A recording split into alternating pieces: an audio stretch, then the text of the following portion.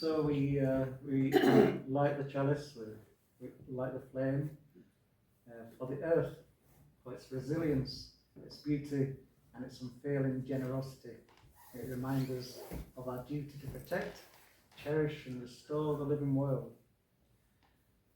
So today is all about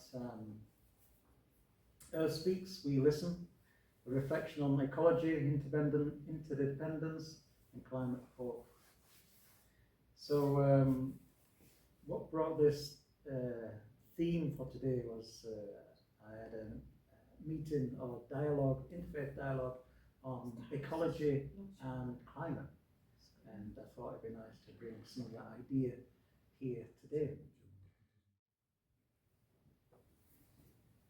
So a quick reading from Thich Nhat Hanh, Love Letter to the Earth. You are not outside of me, and I am not outside of you. We are inter-are. When I care for you, I care for myself. When I harm you, I harm myself. Very wise person, I think, Thich Nhat Hanh, and comes out with a lot of wise sayings. So my foray into climate and ecology and everything like that started really when I was doing my engineering qualification. And I had to do one of the projects or studies I had to do was I had to choose, I did it on green energy. So which was very interesting. So there's various things I looked into: wave energy, wind, as well as a current, electric, gas, and biofuels and stuff like that. And one of the things I looked at was what if you could use the energy from plants? You could grow a crop, get different stuff from that, oil or whatever. But the problem with that, as we expand and as the earth gets bigger, you need more crop fields, not only for food now, but for energy. And you probably run out of. We probably won't have enough fields in which to maintain the amount of energy that we need from that kind of thing. So, but one of the real things that hit home for me was the amount that the human race is expanding. So we're now at 8 million people, 8 billion people, sorry. So what would happen when we keep expanding? So when we get to like 10 billion people, and so the records show that that would be another problem with resources that we have in the earth. So 10 billion people, we're likely to hit that somewhere in the mid-century. So you're not talking that far away. And because of the resources all over the world, you would have to start sharing that. And one of the ideas is that we may have to have different things on our plate. Might have to cut back a little bit on meat and add more kinds of legumes and different types of stuff, just to try and level out or balance out the kind of resources that we have available to us. So a very, very interesting project to look into that, and at the end of it I come out with what made more sense at that time was biofuels. But things have moved on since then, and I recently, because of my boiler, it's getting to that stage where it needs replacing, and I thought, well, I'll look into what's available right now. I mean, it still works, thankfully, and so I'm not in a rush where some people are, and so I looked into heat pumps, heat source pumps. And I thought, now a few years ago I looked into this and I thought, it doesn't sound too good. But I thought, I'll do due diligence. I looked into it again. And I got a quote, which was like 24 grand. Okay. 24 grand. And then you can get a grant from the government, which I thought, great, it's okay, how much is that? Just over 7 grand. But you have to have your house assessed, and you'd have to get new insulation. I thought, okay, well that puts it back up again. And then your electric bill goes up, could be up to 4 times as much. But the idea is that you're using less, you're not using the gas. I thought, wow, the payback period for this, I don't know if I'll actually see that in my lifetime. So I'll be doing this for the benefit of whoever else moves into my house afterwards. They really wasn't selling this well to me, and it was an interesting process to go through, but obviously I'm not convinced. So the jury is still out on, come 30 years, when maybe the payback's already done, something else will come out and you'd have to pay for something else. And of course things wear out, so would it pay back in the time it wears out? And this applies to all different technologies. Wind, wave is not something that's been really rolled out, but everything that comes in has got a payback period. And then in that payback period, something else comes out and is invented. So in this onward cycle of renewing these renewable energies because they wear out and they, So it's a constant cycle, but there we go. It's something I'm still looking into. So, of course, with more people in the world, you've got different demands. So food demand could rise between 50 and 70% compared to today. With that improvement, some regions may face more frequent food shortages. That's potential. Farming may need to expand or radically increase efficiency through precision agriculture. And something you might have heard of lately is lab-grown meat or protein. Probably not very appetizing for a lot of people. Genetically improved crops, which is already a thing, which is of much debate. But reduced food waste. Apparently, approximately 30% of our food goes to waste, so there's something that could be done there. But the outcome depends on innovation versus resource depletion, so there's a lot really to look into. Another thing would be increased water stress. Over half of our humanity may live in water-stressed areas, as population increases. Aquifers could be depleted faster than they could recharge, and desalination and water recycling will become more common. So that's already something that's looked into in different parts of the world through necessity, but it might become something that we might see closer to home. Also, higher energy demand. Energy use will surge, especially in developing regions. And if the transition to clean energy is slow, emissions could then rise. If renewables scale rapidly, emissions could decline even with more people. The outcome depends heavily on global energy policy and technology, obviously. We just don't know which way that goes. So urbanization will also expand as the population increases, so you might get more megacities, which could be between 10 and 20 plus million people. Like Shanghai, which I went to last in October, they have about 25 million people, and they are encouraged to have more children because they've seen a decline in all their economy is based on a certain size, and so they've seen a depletion because they could only have so many children. Now the request is have more children because we need to maintain this. Their ecological standpoint, that's where they're at. They need more people, but we might, and there's about just over 30 megacities in the world, and you might see an increase if we have more people. Housing shortages, unless cities plan ahead, so we're always increasing, we're getting new houses. In some countries, families stay in one house, whereas what we do here is we tend to, as soon as we get old enough, we go and get our own houses.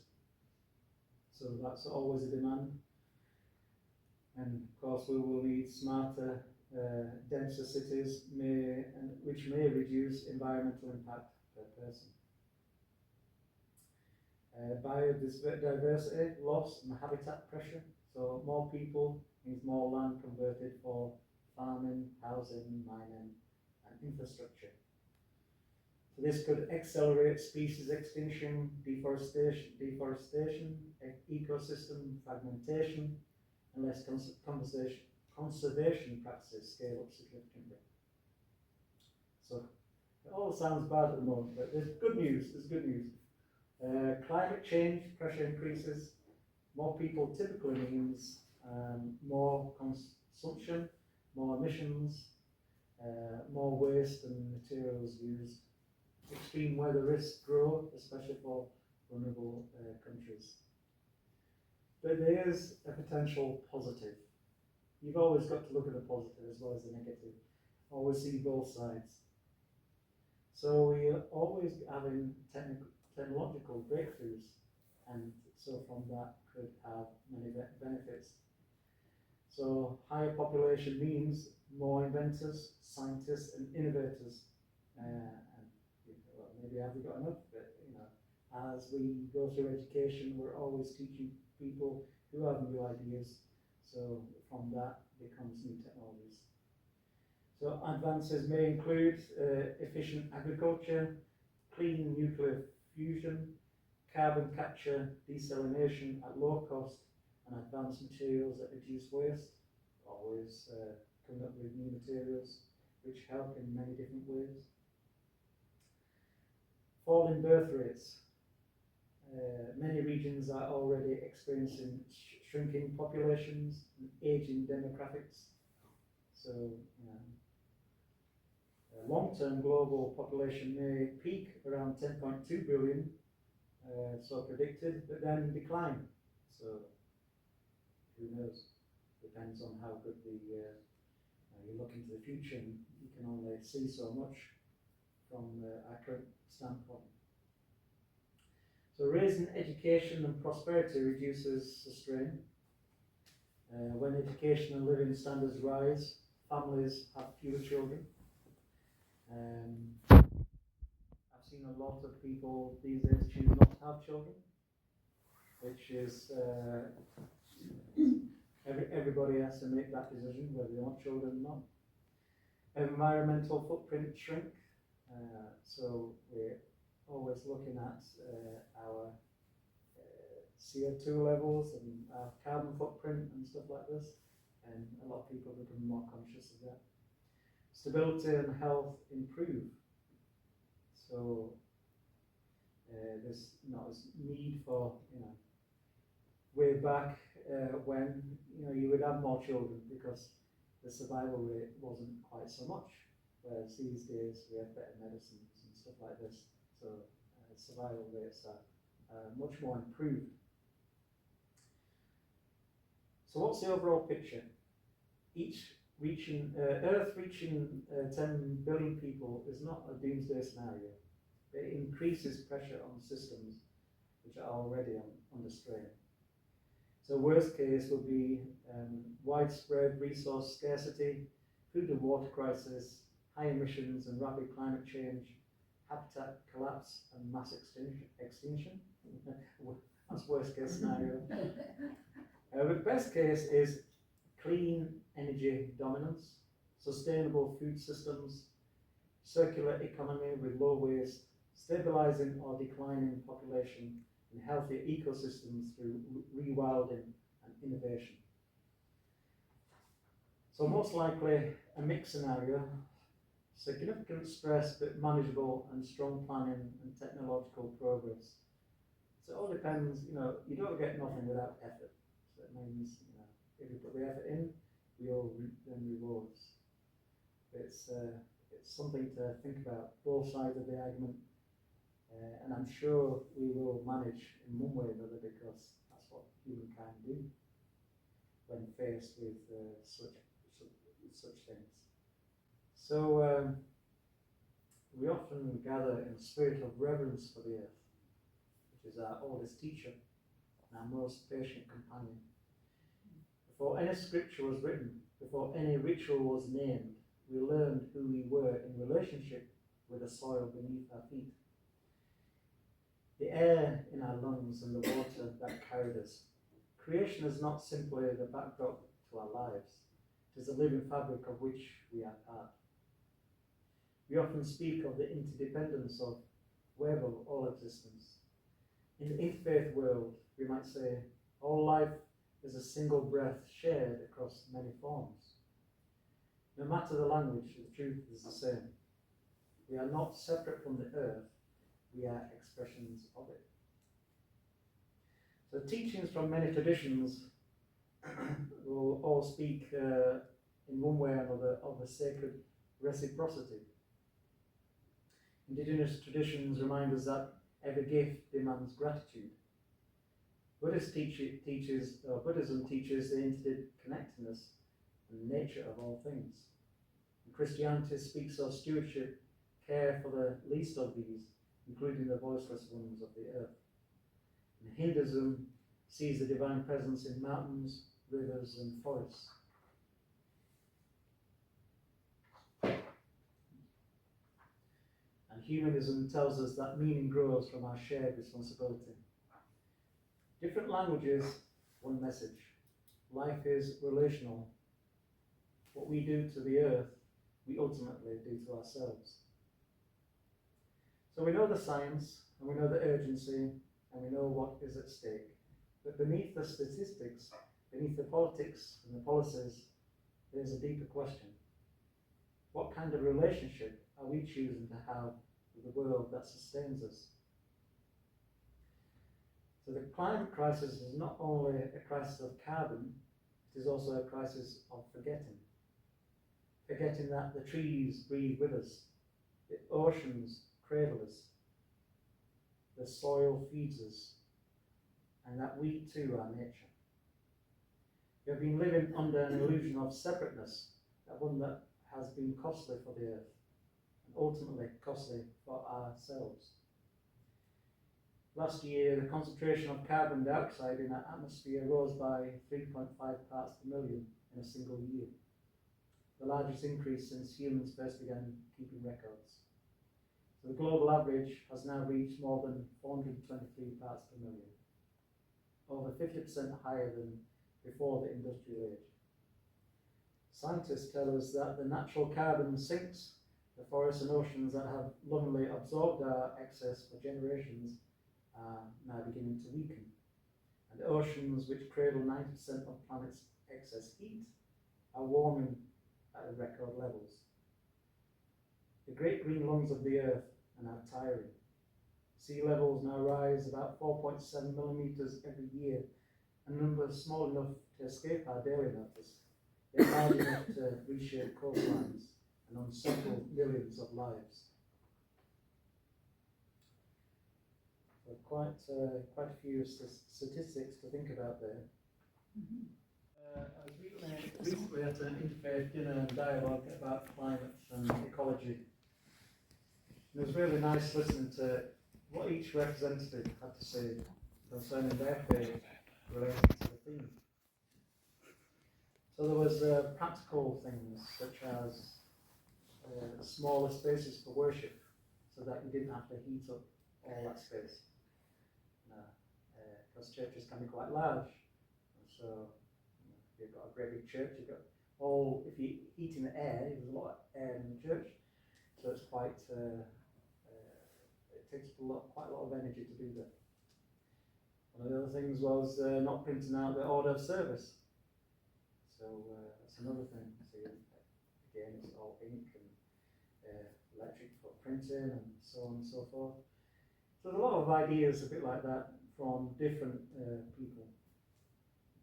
I came to it from I was ordained with the One Spirit Foundation, and so I came to it from that perspective. And so it was good to give what as a One Spirit kind of organisation, the kind of thing which is taught in our ministry training. So some of the things we look at is having respect for different faiths, which which means respect for different people and respect for what they believe in. And a lot of indigenous faith beliefs are very connected to nature and to the land, to water, to everything, really. And so we see in a lot of different faiths, and from the representatives that was there, eco-grief, which is apparently a real thing. Feeling sorrow for, how the land is treated, how things are failing, how things are disappearing, like coral reefs and stuff like that. And it looks very heavily at reciprocity between the land, what it gives to you, and what we give back to the land, and how we treat it with respect, with ceremony, and with balance, and with that, the land takes care of us, and we take care of the land. And so this is the type of things that we talk about, and we teach in the One Spirit. So we talk a lot about the relationship between, we listen deeply to each other as part of the training.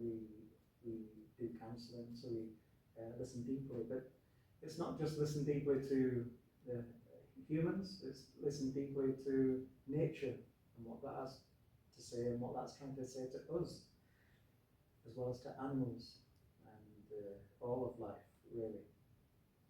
Again, having that deeper connection with everything. And so we look at the grammar of animacy, which is, we might look at a tree or a plant and we might, call it it, for want of a better thing. We all have pronouns, he, her, him, they.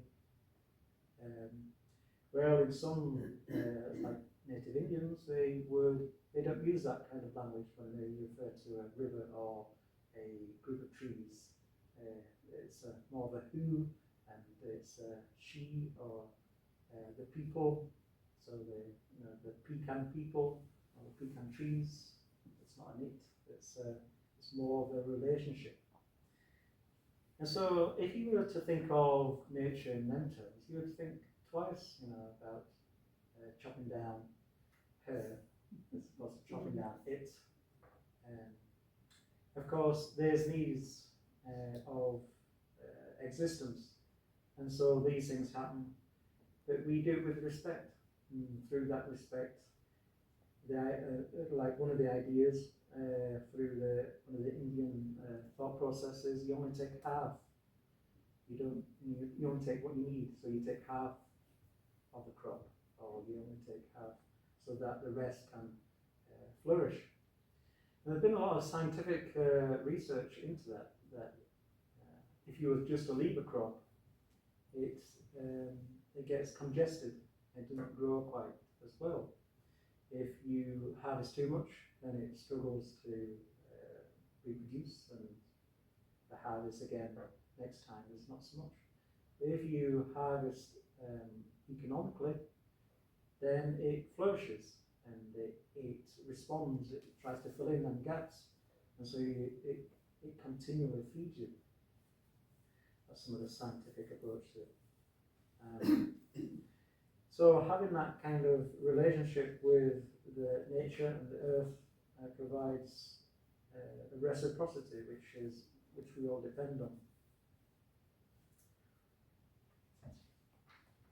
So I had quite a, you can see here, there's quite a list which I'm not going to go through, but it really just goes through everything that we learned in our 2 years, and how we respected not only each other but nature itself as well. I don't want to go too much through this.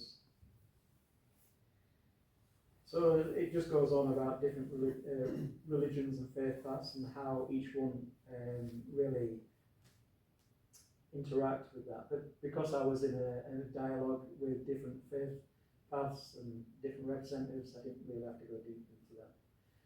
But it was good to hear each person, what they had to say, and I'm hoping at some point that I'll get more is going to come out of this. This is going to be an ongoing thing, and I've not quite got the minutes back from that last meeting, but it'd be good to have that back and share what each person had to say, because each person was doing a brief introduction to that, but they had lots more that they could have said, and things that was written down, so it'd be good to see that.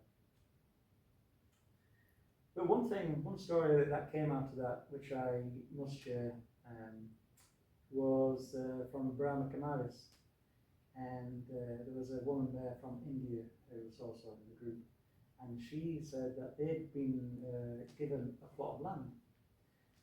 Now, they was told that nothing would grow on it because the land wasn't very fertile, it wasn't very good, but they tried to plant crops anyway, and they found that they were successful in planting crops. And they put it down to the practice of Raj Yoga.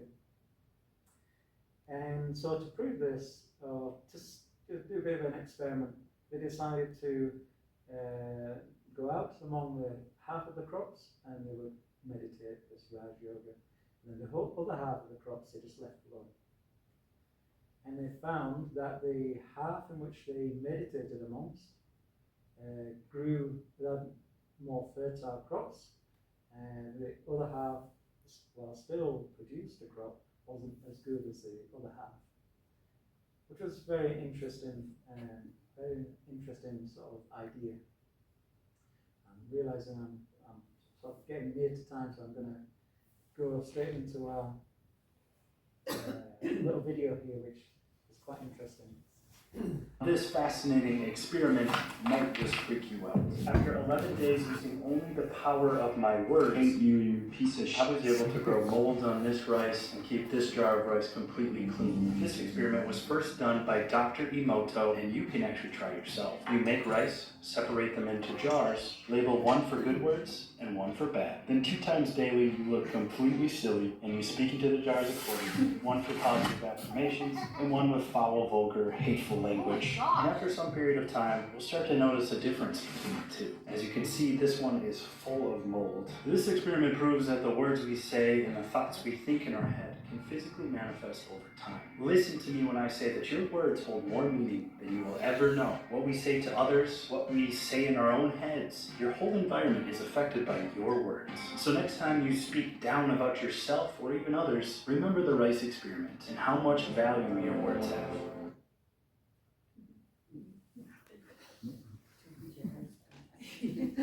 I've never tried this experiment myself, but I've heard about there's lots of examples you can find on the internet of people trying this and coming out with the same result. So it might be something that you might want to do sometime. But apparently, it all comes from Dr. Emoto. So he says that water retains energy, like our thoughts and everything are energy, and our words are energy, and it retains. He suggests that all matter, including thoughts and emotions, are vibrational energy, because water is highly responsive to vibration. It can record or mirror the energy it encounters. So the example, that rice example being a good advocate for that. So when water is exposed to positive, loving or harmonious influences, the words love, gratitude, like classical music, the result is ice crystals form symmetrical, intricate and aesthetically pleasing shapes. When water is exposed to negative influences like harsh words, heavy metal music or angry thoughts, forms irregular, fragmented or incomplete crystals. So Emoto connects his findings with human health and global harmony, arguing that since humans and Earth are primarily composed of water, our thoughts, words and emotions may have direct impacts on well-being, individual and collective. So one of the book's core messages is that combination of love and gratitude introduces the most harmonious and beautiful crystals symbolising the ideal emotions state for humans. So this is probably how this rice can rather stay without getting mouldy, and some go mouldy because it's been treated unfavourably. Of course, while inspirational, Emoto's claims are not accepted by mainstream science. So critics point out a lack of rigorous controls and reproductibility, but nonetheless, the book is influential in metaphysical, spiritual and holistic health communities for its messages about positivity and intention. So it gets a lot of positive following from different people. So in my training, we also did spiritual activism. So what is that? If you think of activism as being forceful and throwing yourself in front of something to stop, something being ripped up, we can think of hope being composed from small faithful acts, such as tending a garden, reducing waste, advocating for climate justice, voting with compassion, supporting renewable energy, and teaching children to love the earth. These are ways of spiritual activism for